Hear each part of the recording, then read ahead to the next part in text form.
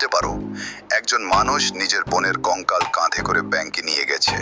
হ্যাঁ, ঠিকই ঘটনাটি ঘটেছে 2026 সালের এপ্রিল মাসে ওড়িশার কেওনঝাড় জেলায়। সে তার মৃত বোনের অ্যাকাউন্ট থেকে মাত্র 19,000 টাকা তুলতে চেয়েছিল, কিন্তু ব্যাংক তারবার কথা স্বীকার করেনি এবং বলেছিল যদি তিনি মৃত হয় তাহলে ডেথ সার্টিফিকেট দেখাও। ডেথ সার্টিফিকেট ছাড়া টাকা তোলা যাবে না। সমস্যা হলো, সে এসব বিষয় কিছুই বোঝে না। তার কাছে কোনো কাগজ ছিল না, আর কেউ তাকে সাহায্যও করেনি। শেষে অসহায় হয়ে সে নিজের বোনের কবর খুঁড়ে তার হাড় নিয়ে ব্যাংকে যায়।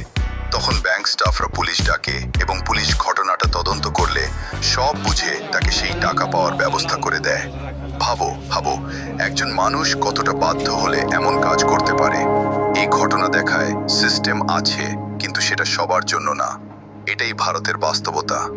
এমনই আরো ঘটনা জানতে হলে চ্যানেলটিতে ফলো করে কমেন্টে তোমার